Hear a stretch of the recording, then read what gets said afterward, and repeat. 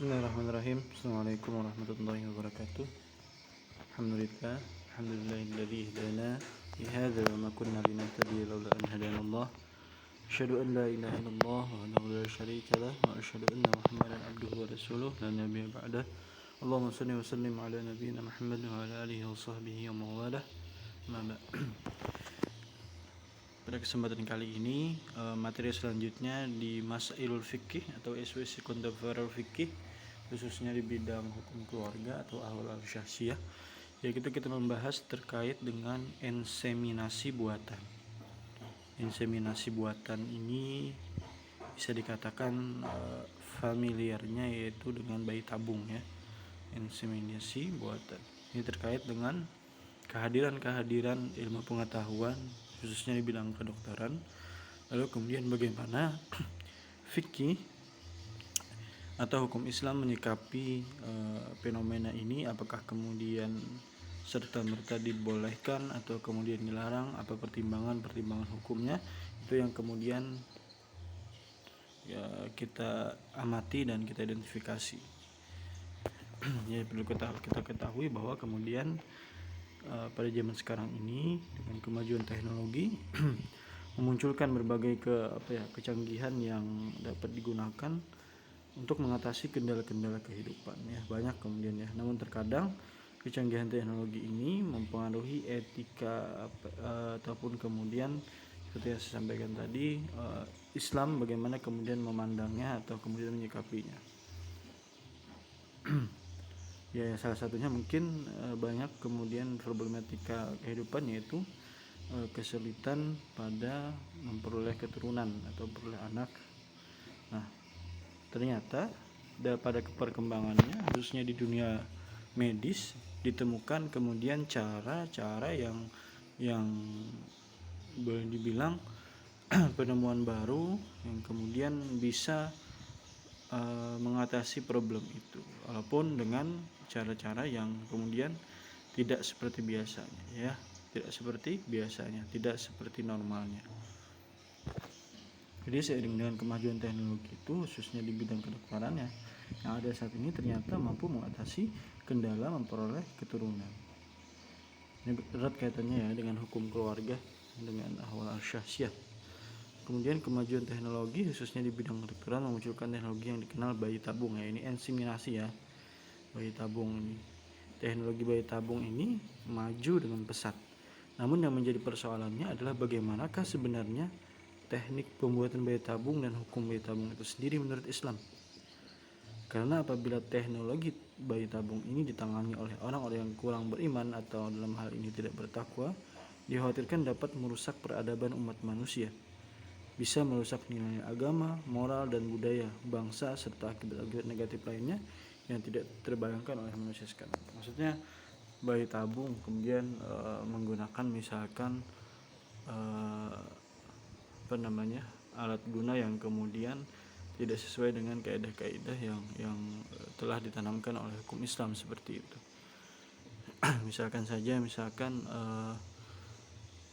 pada bayi tabung ini kemudian sperma kemudian daripada bukan dari suaminya, maka itu kemudian boleh dikatakan itu adalah melanggar ataupun tidak dibenarkan seperti itu. Jadi ada hal-hal yang kemungkinan atau bukan kemungkinan ya, hal-hal yang harus diperhatikan dalam inseminasi ini. Nah, kalau kita lihat secara definitif daripada bayi tabung dan alasan melakukannya, jadi inseminasi buatan adalah terjemahan dari bahasa Inggris yaitu artificial insemination, atau dalam bahasa Arab disebut dengan al-talqih al-sina'i. Dalam bahasa Indonesia orang menyebutnya dengan inseminasi buatan atau pembuahan buatan atau penghamilan buatan.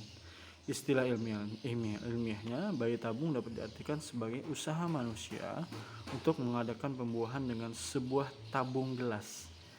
Proses pembuatan seperti ini disebut dengan in vivo, sedangkan proses pembuatan secara alamiah disebut dengan in vitro secara medis ya.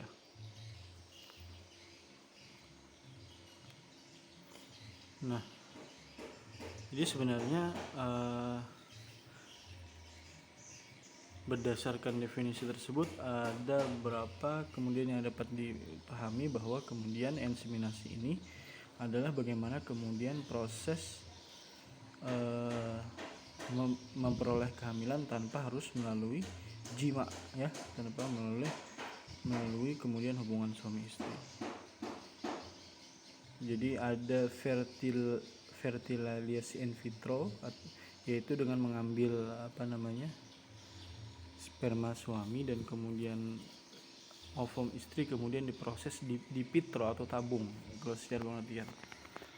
Nah, setelah terjadi pembuahan lalu ditransfer ke wanita tadi. Teknik ini dikenal dengan bayi tabung atau pembuahan di luar tubuh, atau ada juga kemudian teknologi gamete intraFallopian tuba dengan cara mengambil sperma suami dan ovum istri. Setelah dicampur terjadi pembuahan, maka segera ditanam dan disalurkan telur atau tub Fallopi untuk, dengan kata lain, menemukan sel benih, ya, lalu disemprotkan kemudian ke dalam ke perempuan seperti itu. Jadi munculnya teknologi bayi tabung ini bertujuan untuk membantu kemudian pasangan yang kemudian sulit mendapatkan keturunan. Jadi sedangkan yang menjadi alasan diadakannya bayi tabung ialah yang pertama untuk mengembangbiakan manusia secara cepat, kemudian untuk percobaan ilmiah, yang ketiga solusi bagi pasangan yang dalam tanda kutip mandul, kemudian mengembangkan teknologi kedokteran, yang kelima menolong pasangan suami istri maksud kita mendapatkan keturunan. Jadi dapat kita pahami bahwa inseminasi buatan posisinya sebagai solusi atas berbagai masalah yang dialami oleh pasangan suami istri karena keturunan anak bukan hanya sebagai pelanjut generasi dan kebanggaan bagi orang tua, melainkan juga sebagai investasi, ya, kita ketahui. Lalu bagaimana kemudian hukum Islam? Jadi dari beberapa paparan definitif tadi, bagaimana kemudian hukum Islam memandang itu? Perspektifnya bagaimana? Jadi kalau kita hendak mengkaji tentang bayi tabung dari pandangan hukum Islam, harus dikaji dengan memakai metode ijtihad yang lazim dipakai oleh para ahli ijtihad agar hukum ijtihadnya sesuai dengan prinsip-prinsip dan jiwa Al-Quran dan Sunnah dan dapat menjadi pegangan umat Islam. Karena persoalan bayi tabung ini merupakan persoalan yang muncul di zaman modern.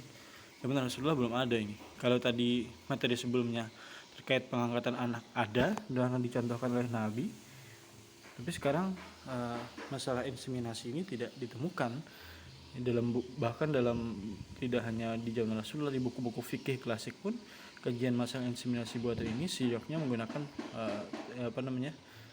harus kita lihat dengan pendekatan multidisipliner, ya, yang dilakukan oleh para ulama dan cendekiawan muslim dari berbagai disiplin ilmu yang relevan agar dapat diperoleh kesimpulan hukum yang proporsional dan komprehensif.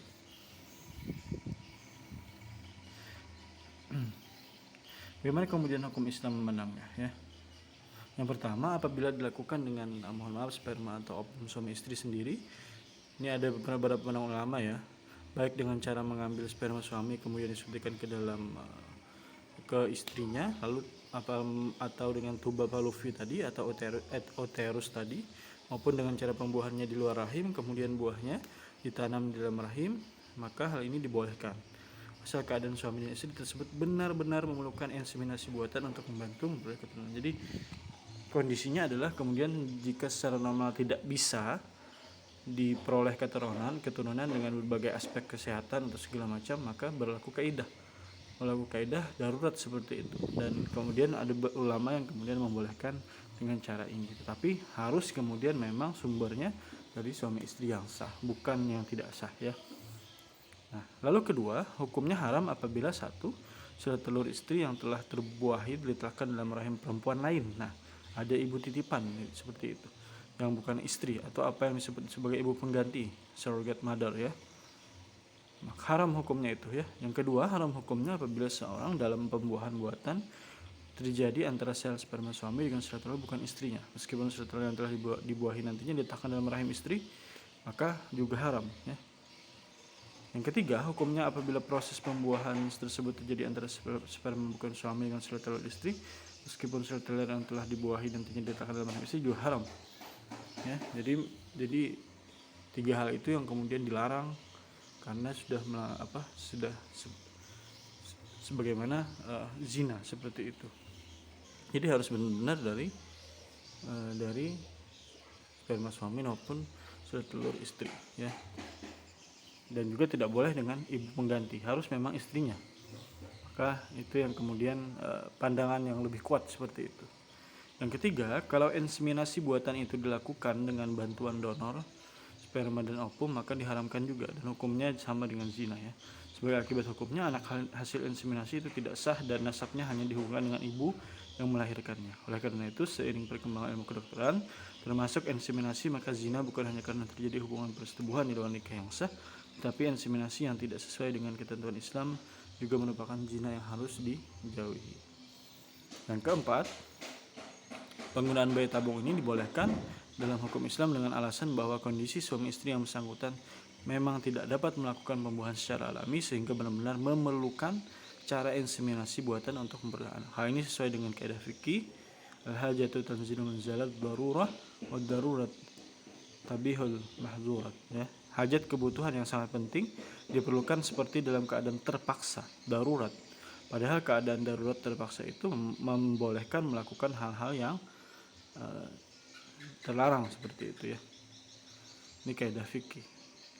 Jadi dimaksud terlarangnya adalah di luar kebiasaan normal seperti itu. Itu yang kemudian perspektif bagaimana hukum Islam memandang inseminasi buatan.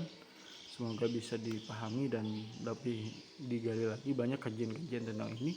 Juga ada yang ulama yang kemudian mengharamkan secara total, ada yang kemudian membolehkan seperti yang perspektif saya sampaikan tadi ya. Yang pasti semuanya sepakat bahwa ketika bukan dari sumbernya dari suami istri maka tidak diperkenankan atau tidak diperbolehkan atau diharamkan. Subhanakallahumma bihamdika asyhadu an la ilaha illa anta astaghfiruka wa atubu ilaik. Assalamualaikum warahmatullahi wabarakatuh.